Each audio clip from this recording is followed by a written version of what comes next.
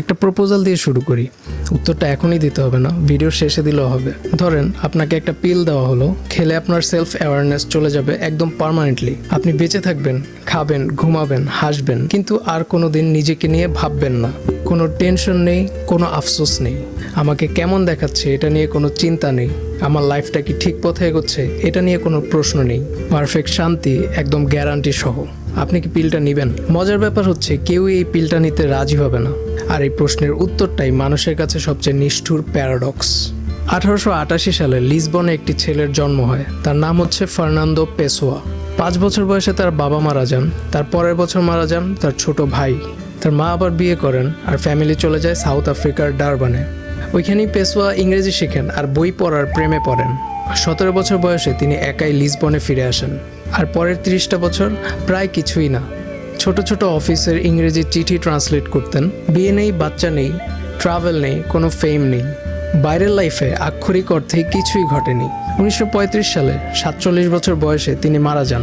প্রায় কেউ টেরই পায়নি। মারা যাওয়ার পর তার ঘরে একটি কাঠের ট্রাঙ্ক পাওয়া যায়। আর সেই কাঠের ট্রাঙ্কে প্রায় 27,000-এর বেশি কাগজের টুকরা পাওয়া যায়। আর সেই ট্রাঙ্ক থেকে তার সবচেয়ে বড় বইটি ছাপা হয় 1982 সালে, মৃত্যুর ঠিক 47 বছর পর। লোকটি বেঁচে ছিলেন 47 বছর, আর তারপরও অপেক্ষা করতে হয়েছিল আরও 47 বছর। কিন্তু সবচেয়ে অদ্ভুত ব্যাপারটা সংখ্যা না, ওই কাগজগুলোতে প্রায় 80 জন আলাদা আলাদা লেখকের নাম ছিল। আলাদা হাতের লেখা, আলাদা বায়োগ্রাফি, আলাদা ফিলোসফি, এমনকি আলাদা পলিটিক্যাল ভিউ। এমনকি তারা একজন আরেকজনের লেখার ক্রিটিসিজমও লিখত। একজন আবার আরেকজনকে গুরু মানত। এই 80 জন ফার্নান্দো পেসোয়ার তৈরি করা কোনো ছদ্মনাম না। এদেরকে বলা হয় হেটেরোনিম, যা হচ্ছে ফার্নান্দো পেসোয়ার তৈরি করা পুরোপুরি আলাদা মানুষ। তার সবচেয়ে বড় বই দ্য বুক অফ ডিসকোয়েটের লেখক পেসোয়া নিজেও না। তার লেখক হচ্ছে বার্নান্দো সোয়ারেস, লিসবনের এক কাপড়ের কোম্পানির একজন অ্যাসিস্ট্যান্ট হিসাব রক্ষক, আর যিনি ছিলেন ফার্নান্দো পেসোয়ার একজন হেটেরোনিম। পেসোয়া নিজেই এই বইটিকে বলেছিলেন ফ্যাক্টলেস অটোবায়োগ্রাফি বা ঘটনাহীন আত্মজীবনী। এখন ভাবুন তো, একটি অটোবায়োগ্রাফি যার কোনো ঘটনা নেই এবং লেখক এমন একজন যার কোনো অস্তিত্বই নেই। ফার্নান্দো পেসোয়ার কাছে ফিরে যাই। একটা লোক 80 জন মানুষ কেন বানাবে?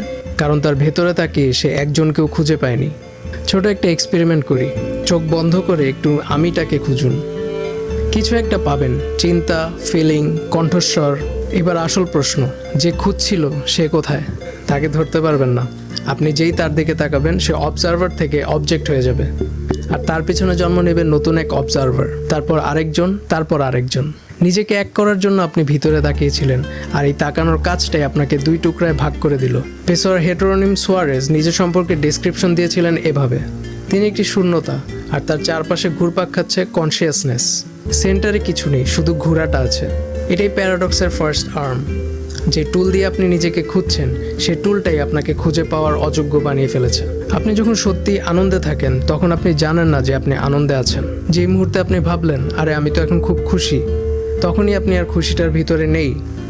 আপনি খুশিটার পাশে দাঁড়িয়ে দেখছেন, একজন অবজারভার হয়ে। আমরা সানসেটের ছবি তুলি যাতে মোমেন্টটা হারিয়ে না যায়, কিন্তু ছবি তোলার জন্য মোমেন্টটা থেকে বের হয়ে আসতে হয়। যেটা বাঁচাতে চাচ্ছি সেটা বাঁচাতে গিয়েই মেরে ফেলছি। পেসোয়ার নোটবুকে এর নাম ছিল টিডিও। টিডিও ওই ক্লান্তি যখন কনসিয়াসনেস নিজেকে দেখতে দেখতে ক্লান্ত হয়ে যায়। মানে আপনার লাইফের জীবন্ত মুহূর্তগুলোর কোনো সাক্ষী নেই। যদি সাক্ষী থাকতো তাহলে ওই মুহূর্তগুলো আর জীবন্ত থাকতো না। কুকুর জানে না সে কুকুর, তাই কুকুরের এই যন্ত্রণাটাও নেই। কুকুরের প্রেমও নেই, সৌন্দর্য নেই, স্মৃতির ভারও নেই, আর তার বুক অফ ডিসকোয়েটও নেই। আপনার লাইফে যা কিছু ভ্যালুয়েবল, ভালোবাসা, আর্ট, কৃতজ্ঞতা, এমনকি কাউকে হারানোর কষ্ট, সব কিছুর জন্য একজন দর্শক লাগে। কাউকে টের পেতে হয় যে এটা ঘটছে। মানে যে ক্ষমতাটা আপনাকে নিজের লাইফ থেকে আলাদা করে দেয়, সেই একই ক্ষমতা আপনার লাইফটাকে মিনিং দেয়। দুইটা আলাদা জিনিস না, দুইটা একই জিনিস। আর পেসোয়া এখান থেকে অদ্ভুত এক সিদ্ধান্তে আসেন। তিনি বলেন, আমরা লিখি, আর্ট বানাই, সব কিছু এই কারণেই করি কারণ আমরা জানি এগুলো অর্থহীন।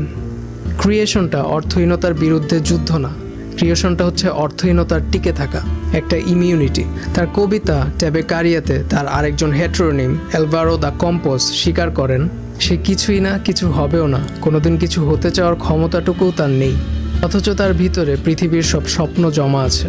খেয়াল করুন, এই দুইটা কথা একসাথেই সত্য, আর প্রথমটা সত্য দ্বিতীয়টার কারণেই।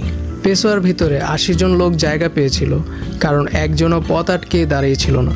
শূন্যতাটা কাজের পথে বাধা ছিল না, শূন্যতাটাই ছিল কারখানা। পেশোয়ার কাগজের ভিতরে এমন কিছু লেখা পাওয়া গিয়েছে যেখানে তিনি নিজের ভবিষ্যৎবাণী করে গিয়েছেন। তিনি লিখেছিলেন ভবিষ্যতে তিনি এমন এক পরিবারে জন্ম নেবেন যারা তাকে বুঝবে, যারা তাকে পড়বে। কিন্তু তখন তিনি অনেক আগেই মারা গিয়ে থাকবেন। তিনি জানতেন তাকে একদিন সবাই জানবে, কিন্তু শুধুমাত্র একটি প্রতিমূর্তি হিসেবে, একটা ছবি, একটা নাম হিসেবে। আর ঠিক তাই হয়েছে। 1935 সালে যে লোকটাকে কেউ চিনত না, আজ সে পর্তুগালের সবচেয়ে বড় লেখক। লিসবনে তার একটি মূর্তি আছে, ক্যাফের দেয়ালে তার মুখ। লোকটি নিজের ভিতরে নিজেকে খুঁজে পায়নি, সে তার নিজেকে খুঁজে পেয়েছে আমাদের ভিতরে, কিন্তু মারা যাওয়ার পর। এবার শুরুর প্রপোজালটা আসি। পিলটা কাজ করবে, সত্যিই কাজ করবে। আর কোনো টেনশন থাকবে না, নিজেকে নিয়ে সন্দেহ থাকবে না, রাত 3টায় ছাদের দিকে তাকিয়ে থাকাও লাগবে না। তবু কি আপনি খাবেন? কারণ পিলটা খাওয়ার পর যে মানুষ সুখী হবে সেটা আপনি না।